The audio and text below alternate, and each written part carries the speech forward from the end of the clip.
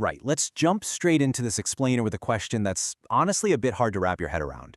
How does a region that is literally built on the promise of freedom suddenly erupt into deadly unrest over the absolute most basic of human necessities? It's a massive contradiction, and it is playing out in real time right now.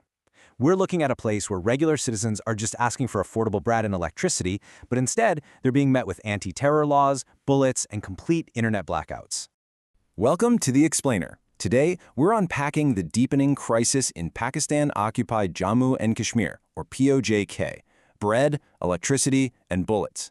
And guys, this isn't just some sudden, random flare-up. What we're seeing is the boiling over of decades, literally decades, of complex political and economic tensions.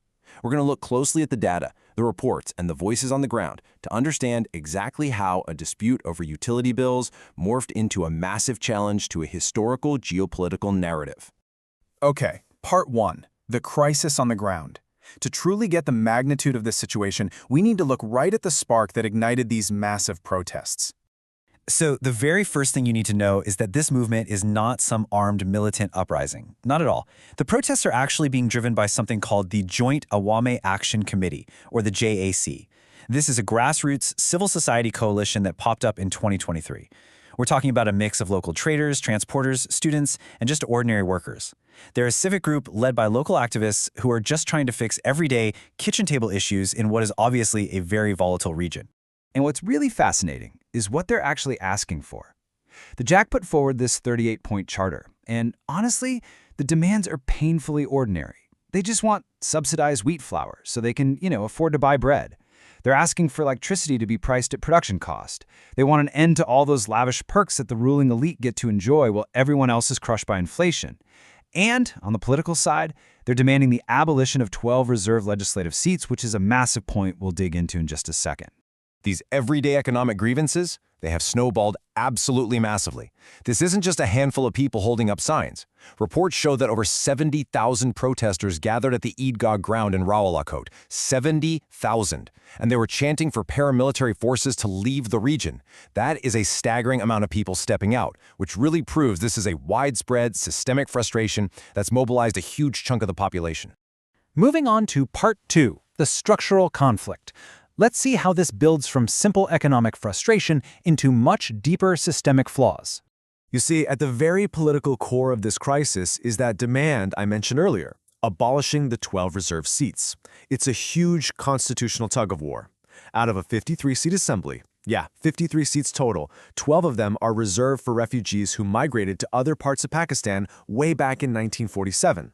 On one hand, locals in POJK argue these seats totally dilute their political voice and just allow outside bureaucrats in Islamabad to control the assembly without real democratic representation. But on the flip side, supporters of the system argue that keeping these seats is essential for Pakistan's historical case for Kashmiri statehood at the UN.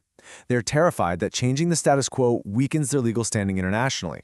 And this political anger is intensely fueled by a glaring economic paradox. Think about it. The region is packed with natural resources. Locals are incredibly quick to point out that massive infrastructure projects, like the Mangala Dam, generate immense hydropower. Yet the very people whose lands were used for these projects, the actual residents of POJK, are suffering from severe, prolonged electricity shortages and massive tariffs. The power gets extracted for the mainland, leaving the local population, quite literally, in the dark. Which brings us to part 3, the state crackdown. How did the local and federal authorities actually respond to all this? Well, instead of offering political concessions or even just opening a dialogue, the response was incredibly severe. Authorities pulled out the 2014 Anti-Terrorism Act and officially proscribed or banned the JAC. A circular from the Home Department literally accused this coalition of traitors and students of being engaged in terrorism. So, overnight, a civil rights movement asking for affordable wheat and electricity was legally criminalized and treated like a top-tier security threat. It's wild. And sadly, this crackdown wasn't just some legal paperwork. The militarized response resulted in violent, absolutely tragic clashes on the streets. When paramilitary forces engaged with the protesters, the human toll was devastating. According to reports spanning May and June of 2026, at least 15 people were killed and over 250 individuals were injured. The sheer severity of this violence, mixed with widespread reports of police brutality, nighttime raids, and mass arrests, just couldn't be ignored. It actually prompted the Human Rights Commission of Pakistan to deploy a fact-finding mission straight to Muzaffarabad. They had to go in and meet with journalists, lawyers, and the victims' families to investigate the excessive use of force and the heavy-handed deployment of Pakistan Rangers against civilians. All right, part 4, the global response, because a crisis of this magnitude definitely doesn't stay local for very long. Amnesty International stepped right in. They released statements heavily condemning the state's terrorism designation of the JAC, calling it disproportionate, unlawful, and a violation of freedom of association. On top of that, amnesty and monitoring groups like NetBlocks documented severe internet and mobile network shutdowns.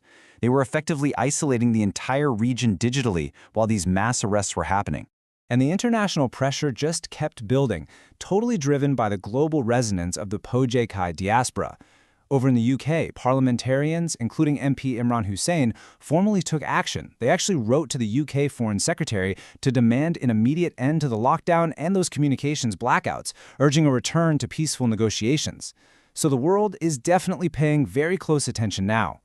Now let's look at part 5, India's geopolitical stance.